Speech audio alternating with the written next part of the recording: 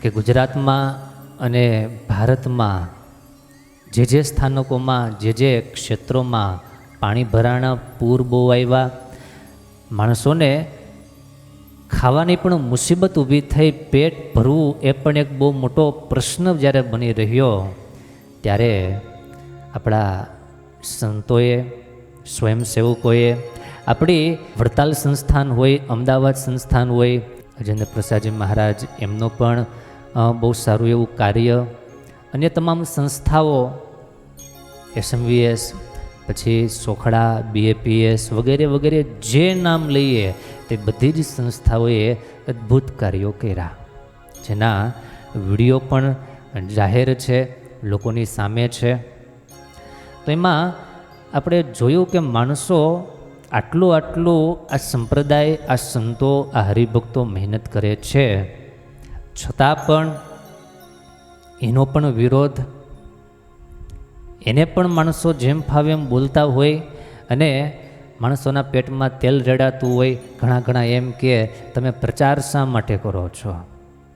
જો કયો નહીં તો સમજાય નહીં, અને સમજાય નહીં તો એમ કે તમે કરો છો શું કરો છો એ બતાવીએ તો એમ કે છે આ તો તમે ઢોલ ટીપાવો છો, જાહેરાત કરો છો. જાહેરાત કરી સેવા ન કહેવાય. એટલે આ દુનિયામાં આવા વિવિધ પ્રકારના માણસો અને વિવિધ પ્રકારની ખોપડીઓ હોય છે. એની સામે જોવા જઈએ તો આ સેવા કાર્ય કોઈ પ્રકારના થઈ શકે નહીં. એટલે તમામ મતભેદ અને મતાંતરોને મૂકી અને બહુ સારી રીતે આપણા સંપ્રદાયે, આપણા સંતોએ, તમામ સંસ્થાઓએ, બ્રાન્ચીસોએ બહુ સારામાં સારું કાર્ય કર્યું છે.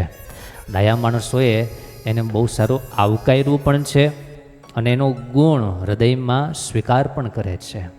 સ્વામિનારાયણ સંપ્રદાય જે રીતે કાર્ય કરે છે એમ અન્ય સંસ્થાઓ પણ એમના લેવલથી નાનું મોટું કામ કરતા હશે, આપણે સૌને વંદન કરીએ. પણ આપણા સ્વામિનારાયણ સંપ્રદાય અને સંપ્રદાયની તમામ અલગ અલગ શાખા પ્રશાખાઓ, એ બધાનું કાર્ય ખરેખર સરકાર સુધી એનો ગુંજ વાગે છે, અને સરકાર પણ જેની નોંધ લે છે કે આવું કાર્ય બહુ ઓછા લોકો કરી શકતા હોય છે.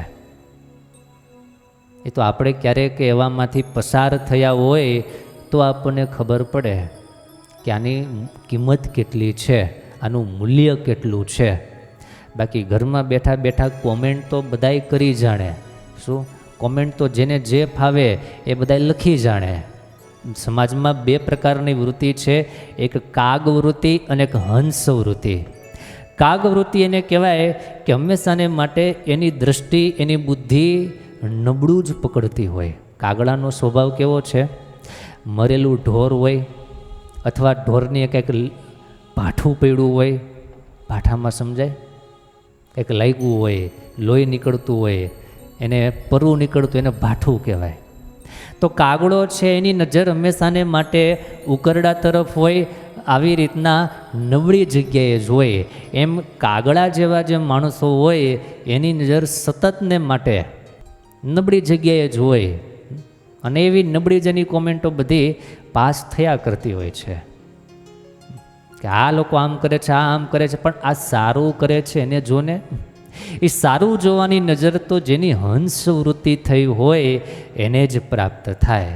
અને હંસવૃત્તિ જ્યાં સુધી જીવને પ્રાપ્ત ન થાય ત્યાં સુધી એના અંતરમાં ક્યારેય શાંતિ થાય નહીં.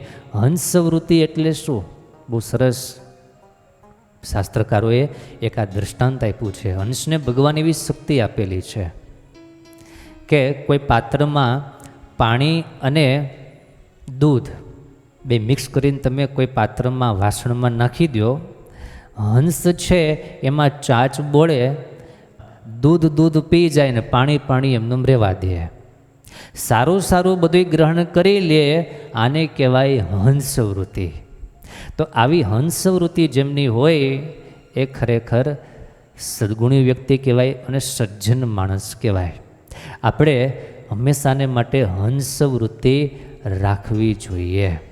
સારું સારું જેનું હોય એનું બધાનું સ્વીકારીએ. કોઈ પણ રાગ દ્વેષ રાખ્યા વગર સારી વાત સૌની સ્વીકાર કરીએ, એને મસ્તક પર ચડાવીએ તો એ ડાયા માણસનું લક્ષણ છે. બાકી કાગડા જેવા તો આ દુનિયામાં પાર વગરના હોય છે. એને હંમેશા માટે નબળું જ બધું દેખાતું હોય, એને નબળી જ ક્રિયાઓ નબળા જ માણસો દેખાતા હોય. દુર્યોધનને પૂછ્યું કે દુર્યોધન, આ દુનિયામાં ધર્મવાન કોણ છે? દુર્યોધન કે મને કોઈ ધર્મવાન દેખાતું જ નથી આ દુનિયામાં. યુધિષ્ઠિર મહારાજને પૂછ્યું કે યુધિષ્ઠિર, આ દુનિયામાં અધર્મી કોણ છે? યુધિષ્ઠિર કહે છે મને તો કંઈ વિશેષ કરીને કોઈ અધર્મી દેખાતું નથી, મને તો બધાએ એની રીતે ધર્મવાન દેખાય છે. તો આ બે એક સાથે એક સમયમાં જીવનારા બે માણસો, પણ બેયની સમજણમાં બેયની બુદ્ધિમાં કેટલો બધો મોટો તફાવત ને મોટો ભેદ છે. એમ આ સમાજમાં અત્યારે પણ એવા માણસો હોય છે. તો આપણે યુધિષ્ઠિર મહારાજની કેટેગરીમાં નામ નોંધાવવાનો પ્રયાસ કરવો અને નબળું આ સમાજમાં જે કાંઈ થતું હોય એ બધાનો ત્યાગ કરી દઈએ. કોઈ ડૉક્ટર, એક ડૉક્ટર કોઈ ભૂલ કરે તો એણે કરી અને ડૉક્ટર સમાજનો વિરોધ ન હોય. ક્યારે એવું સાંભળ્યું કે ડૉક્ટરે કોઈ કાંઈ દુષ્કર્મ કર્યું કે ખોટું ખરાબ કામ કર્યું અને માટે હવે આપણે ડૉક્ટર પાસે જવું જ નહીં, એવું હાલે? એવું ન ચાલે. સારો હોય, સારું વ્યક્તિત્વ ધરાવતો હોય એવાની પાસે જઈએ, નબળાની પાસે ન જઈએ, એટલે બધું એમાં આવી જાય.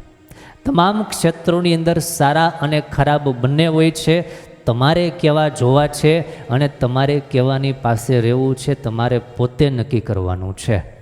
બાકી સમાજમાં બધું જ હોય છે. સમાજ જ્યારથી આ બ્રહ્માંડનું સર્જન થયું ત્યારથી ધર્મ અધર્મ, દેવ અને દૈત્ય આ બધાનો એક સાથે જ વિકાસ થયો છે.